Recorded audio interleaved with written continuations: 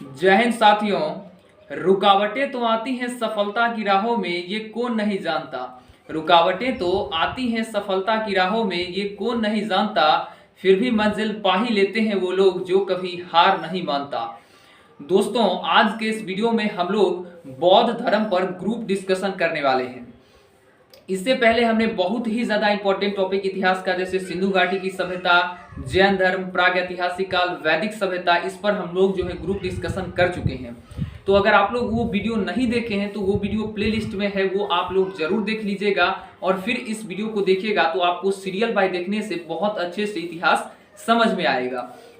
तो चलिए बिना समय गवाए आज की कक्षा का हम लोग आगाज करते हैं। और दोस्तों, ये जो टॉपिक है वो बहुत ही ज्यादा महत्वपूर्ण है, बिकॉज इससे सभी एग्जाम में प्रश्न आते हैं।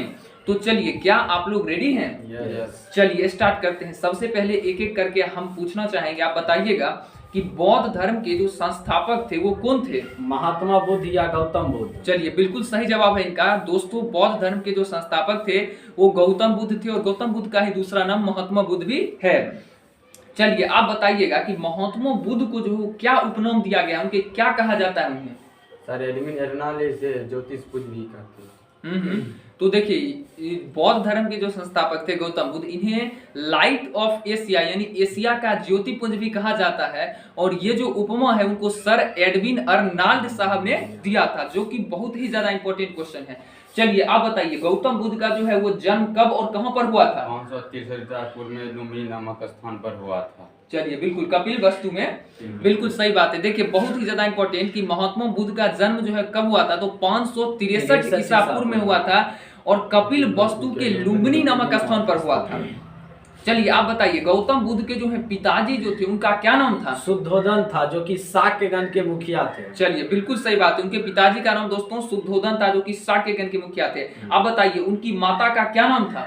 माता का नाम था माया देवी। माया देवी। तो माया देवी की मृत्यु जो है उनके जन्म के कितने दिन बाद हो गई? 7वें दिन बाद हो गया। चलिए, बिल्कुल। तो इनका लालन पालन जो है वो किसने किया था? प्रजापति गौतमी ने किया था। हाँ बिल्कुल, इनकी सौतेली माँ जो थी प्रजापति गौतमी ने इनका लालन पालन किया था, क्योंकि इनके जन्म के मात्र 7 दिनों के बाद इनकी माँ की मृत्यु हो गई थी। बताइएगा, गौतम बुद्ध के बचपन का क्या नाम था?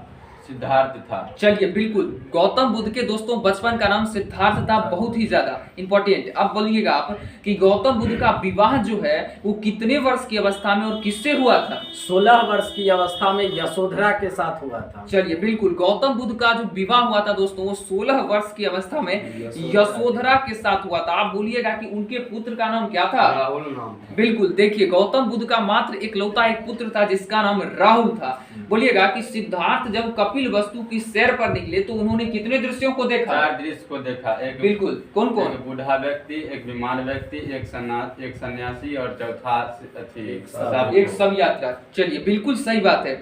देखिए दोस्तों, ये बहुत ही ज्यादा इंपॉर्टेंट है कि जब वो कपिल वस्तु की सैर पर निकले तो 4 वस्तुओं को उन्होंने देखा था, 4 चीजों को देखा। तो सबसे पहले उन्होंने एक बूढ़े व्यक्ति को देखा, उसके बाद एक बीमार व्यक्ति को उन्होंने देखा, फिर एक सब यात्रा को देखा और लास्ट में उन्होंने एक सन्यासी को देखा था। चलिए आप बोलिएगा कि सांसारिक समस्याओं से जो है व्यथित होके सिद्धार्थ ने जो है वो कितने वर्ष की अवस्था में गृह का त्याग किया? 29 वर्ष की अवस्था में गृह त्याग किए, जो कि बौद्ध धर्म में किस नाम से जाना जाता है? महाभिनिष्कर्मण के नाम से जाना जाता है। चलिए, बिल्कुल सही जवाब है। एकदम इंपॉर्टेंट क्वेश्चन है कि महात्मा बुद्ध ने गृह त्याग कितने वर्ष की अवस्था में किया? 29 वर्ष की अवस्था में किया। और ये बौद्ध धर्म में क्या कहा जाता है? तो महाभिनिष्क्रमण कहा जाता है। क्या कहा जाता है? महाभिनिष्क्रमण कहा जाता है। बहुत ही ज्यादा इंपॉर्टेंट। आप बोलिएगा कि जब उन्होंने गृह त्याग किया तो सबसे पहले जो उनका जो गुरु था वो कहां पर मिले और उन गुरु का क्या नाम था? उनका नाम था अलार का नाम था, जो कि कहां पर मिले थे? जो कि कहां पर मिले थे? वैशाली में मिले थे, जो कि इनसे शून्य का ज्ञान प्राप्ति हुआ। और किस दर्शन का? और किस सांख्य दर्शन का ज्ञान उन्होंने प्राप्त किया। चलिए, बिल्कुल सही बात है। देखिए, सबसे पहले ये जो एग्जाम में पूछेगा कि सिद्धार्थ के प्रथम गुरु कौन हुए, तो वो अलार कलम हुए थे, जो कि इन्होंने वैशाली में मुलाकात हुई थी और सांख्य दर्शन की जो है उस शिक्षा उन्होंने लिया था और शून्य का भी ज्ञान वही मिला था। चलिए आप बोलिए, अलार कलम के बाद सिद्धार्थ के जो है दूसरे गुरु के रूप में जो है उनको कौन मिले, वो कहां पर मिले थे? रुद्रक रामपुर जो गिरी के थे। राजगीर में मिले थे, तो उनसे उन्होंने किसका ज्ञान प्राप्त किया? योग का ज्ञान प्राप्त किया था। चलिए बिल्कुल सही जवाब है। दूसरे गुरु रुद्रक रामपुत और पहले गुरु अलार कलम हो जाएंगे। चलिए आप बोलिएगा कि गुरुबेला में जो है सिद्धार्थ को 5 गो साधक मिले थे, तो कौन कौन, क्या नाम था? बप्पा, भादिया, महानमा, असागी नामक 5 साधक मिले। चलिए ठीक है, बहुत ही ज्यादा सही। आप बोलिएगा कि गौतम बुद्ध जो है वो जब गृह का त्याग कर दी तो कितने वर्ष तक कठिन तपस्या करने के बाद जो है उनको ज्ञान की प्राप्ति हुई थी, कहां पर हुई थी, तो सारा डिटेल जानकारी दीजिए। चलिए 6 वर्ष के कठिन तपस्या के बाद जिरिम्बी के समीप ऋजुपालिका नदी के तट पर इन्हें ज्ञान की प्राप्ति हुआ था, पीपल वृक्ष के नीचे। कौन जगह का नाम बताइए, स्थान? जगह का नाम था बोध गया, जो अभी बोध गया के नाम जाना जाता था। पहले था बोध गया किस राज्य में है? बोध गया बिहार राज्य में। चलिए बिल्कुल 6 वर्ष की कठिन तपस्या के बाद निरंजना या फल्गु नदी के किनारे इनको ज्ञान की प्राप्ति हुई थी वैशाख पूर्णिमा की रात में, और ये 35 वर्ष की अवस्था में प्राप्त किए थे। तो वो जगह बौद्ध गया कहलाया, जो कि बिहार में है। चलिए बिल्कुल सही जवाब है, गजब। इसी प्रकार जवाब दीजिए। चलिए आप बोलिएगा कि ज्ञान प्राप्ति के बाद सिद्धार्थ क्या कहलाए? बुद्ध कहलाए। क्या कहलाए? बुद्ध कहलाए थे। और वह स्थान क्या कहलाया? बोध गया कहलाया, जो कि बिहार में है। दोस्तों एकदम इंपॉर्टेंट क्वेश्चन कि महात्मा बुद्ध को ज्ञान की प्राप्ति कहाँ हुई थी, तो बिहार के बोध गया में हुआ था, फल्गु नदी के किनारे। एकदम छपने वाला क्वेश्चन। चलिए आप इधर से बोलिएगा कि बुद्ध ने अपना प्रथम उपदेश कहां पर दिया और वो क्या कहलाया? सारनाथ ऋषिपत्तनम में दिए, जो कि धर्म चक्र प्रवर्तन कहलाया। चलिए बिल्कुल, बुद्ध ने अपना प्रथम उपदेश सारनाथ या ऋषिपत्तनम में दिए, जो कि बौद्ध ग्रंथों में धर्म चक्र प्रवर्तन कहा जाता है। एकदम इंपॉर्टेंट है। आप बोलिएगा कि बुद्ध ने अपना उपदेश किस भाषा में दिया? पाली भाषा में दिया। चलिए बिल्कुल सही है। आप बोलिएगा कि बुद्ध ने सर्वाधिक उपदेश कहां पर दिया था? कौशल की राजधानी श्रावस्ती में दिया। बिल्कुल, कौशल जो है एक महाजनपद है कौशल, उसकी राजधानी श्रावस्ती में उन्होंने सबसे ज्यादा जो है उपदेश दिया था। चलिए बौद्ध धर्म को मानने वाले कुछ शासक का आप नाम बताइए। बिंबिसार, प्रसन्नजीत और उदयन। बिल्कुल, बिंबिसार, प्रसेनजीत और उदयन जो है बौद्ध धर्म को पालन करते थे। चलिए बहुत ही ज्यादा अच्छा। आप बोलिएगा कि महात्मा बुद्ध की जो है मृत्यु कितने वर्ष की अवस्था में हो, कहां पर हुई थी? इनकी मृत्यु 80 वर्ष की अवस्था में हो गया था, लुम्बिनी में। 483 ईसा पूर्व में कुशीनारा देवरिया उत्तर प्रदेश में हो गया था। बिल्कुल, कुशीनारा देवरिया उत्तर प्रदेश में जो है चुंद के द्वारा अर्पित भोजन के बाद इनकी जो है मृत्यु हो गई थी। और ये बौद्ध धर्म में क्या कहलाता है? महापरिनिर्वाण। चलिए बिल्कुल, देखिए 3 चीजें मैं आपको दोस्तों बता रहा हूं, आप इसको नोट कर लीजिए, दिमाग में छाप लीजिए, क्योंकि यहाँ से क्वेश्चन छप सकता है। महात्मा बुद्ध जब गृह का त्याग किए थे कितने वर्ष की अवस्था में? 29 वर्ष की अवस्था में। तो ये बौद्ध ग्रंथों में क्या कहलाता है? महाविनिश्रवण कहलाता है। क्या कहलाता है? महाविनिश्रवण कहलाता है। और उन्होंने जब प्रथम उपदेश दिया था सारनाथ या ऋषिपत्तनम में, तो वो धर्म चक्र प्रवर्तन कहलाता है। क्या कहलाता है? धर्म चक्र प्रवर्तन कहलाता है। और जब उनकी मृत्यु हो गई 80 वर्ष की अवस्था में, कब हुई थी? 483 ईसा पूर्व, कुशीनगर देवरिया उत्तर प्रदेश में। और ये बौद्ध ग्रंथों में क्या कहलाता है? महापरिनिर्वाण कहलाता है। महापरिनिर्वाण कहलाता है। ये 3 चीजें बहुत ही ज्यादा इंपॉर्टेंट है। चलिए आप बोलिएगा कि जब महात्मा बुद्ध की मृत्यु हुई तो उनका जो अंत्येष्टि संस्कार था वो किसने किया था? अंत्येष्टि संस्कार मल्लो ने किया। चलिए मल्लो ने किया था, बहुत ही सही बात है। आप बोलिएगा कि जब महात्मा बुद्ध की मृत्यु हुई तो उनके शरीरों को कितने भागों में बांट के अब जो है उनके शरीर का उतने अवशेषों पर स्तूप बनाया गया था? 8 भागों में बांट कर उसके 8 स्तूपों का निर्माण करवाया। चलिए बिल्कुल सही है। आप उधर से बोलिएगा कि बुद्ध के जन्म और मृत्यु की तिथि जो है वो चीनी परंपरा के किस अभिलेख के आधार पर निर्धारित किया जाता है? कैंटोन के लेख पर आधारित है। चलिए बिल्कुल सही है। आप बोलिएगा कि त्रिपिटक का संबंध किस धर्म से है? बौद्ध धर्म से है। त्रिपिटक का नाम बताइए। विनय पिटक, सूत पिटक और अभिधम्म पिटक। चलिए बिल्कुल सही बात है। आप जो है इधर से बोलिएगा सूत्र पिटक के जो है दोस्तों 5 निकाय हैं। सूत्र पिटक के कितने निकाय हैं? 5 निकाय हैं। पहला है दीर्घ, मध्यम, संयुक्त, अंगुत्तर और खुद्दक। ठीक है, तो खुद्दक निकाय में धम्म पद जो है जिसमें नैतिक उपदेशों का पदात्मक संकलन है। और थेर गाथा कहेगा तो बौद्ध भिक्षुओं का गीत, और थेरी गाथा कहेगा तो बौद्ध भिक्षुओं का गीत इसमें वर्णन है।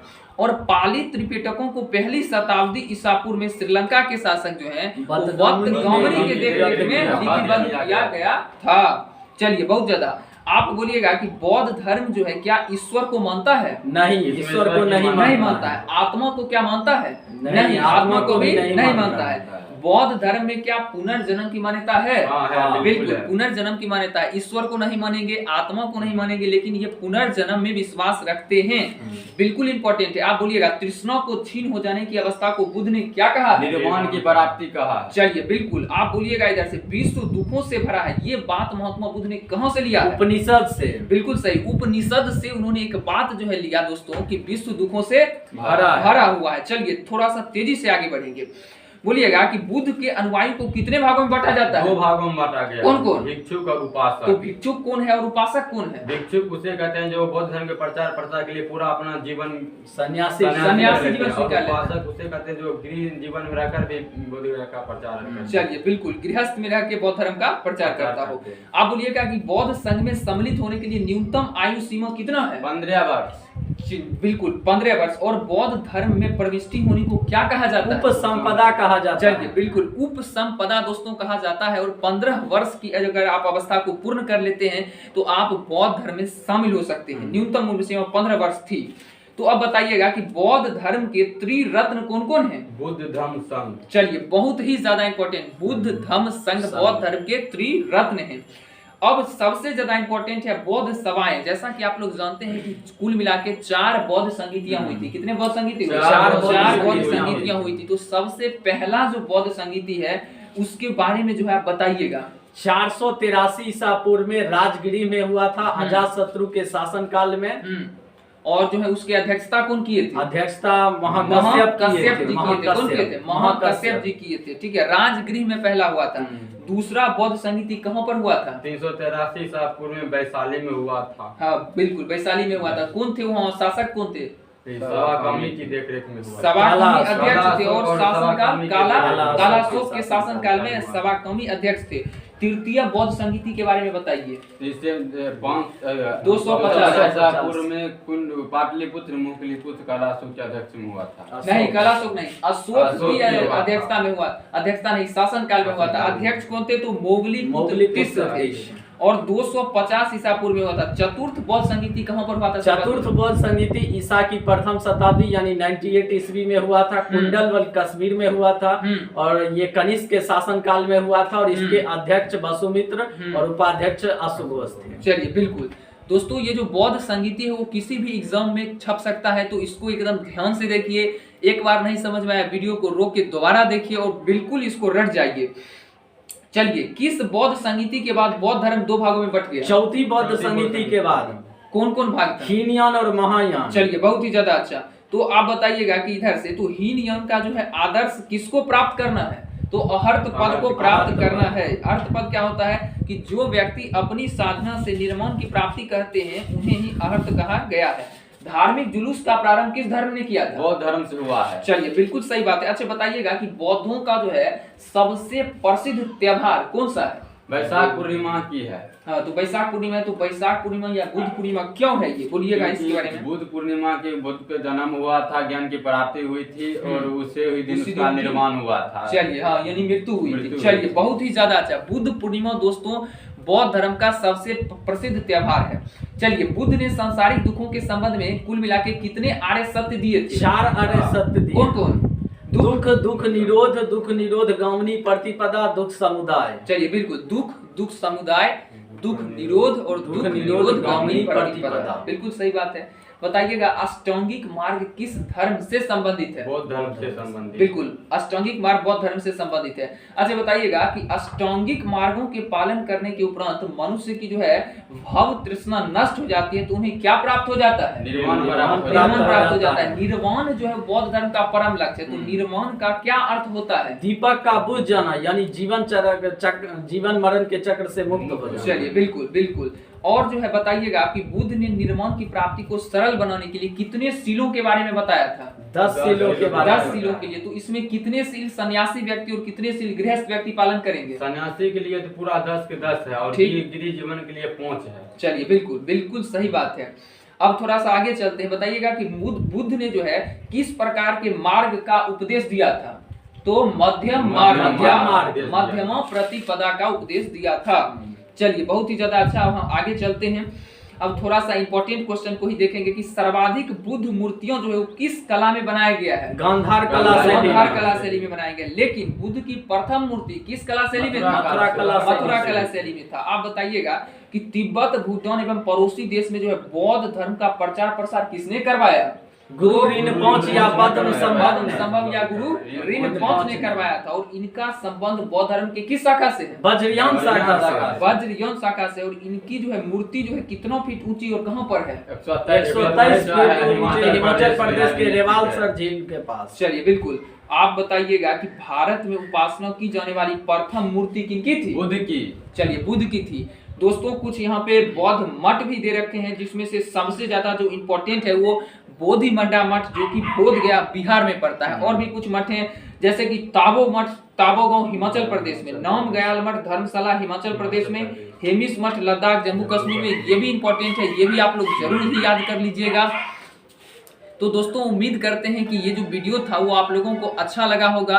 और अगर अच्छा लगता है तो कमेंट करके जरूर बताइए कि हम लोगों का जो ये प्रयास है, मेहनत है, ये आप लोगों को कैसा लगता है। और दोस्तों ये सभी स्टूडेंट के पास जो है आप शेयर कीजिए, जो गांव में बैठे हुए हैं वो सेल्फ स्टडी कर रहे हैं लेकिन ग्रुप डिस्कशन का माहौल नहीं मिल पा रहा है, तो वो हमारी इस वीडियो को देख करके खुद से माहौल बना सकते हैं और आसानी से इतिहास और भूगोल किसी भी सब्जेक्ट को जीके जीएस में आसानी से आप लोग जो है अपनी तैयारी को मजबूत कर सकते हैं। तो दोस्तों मिलते हैं नेक्स्ट वीडियो में, तब तक के लिए जय हिंद।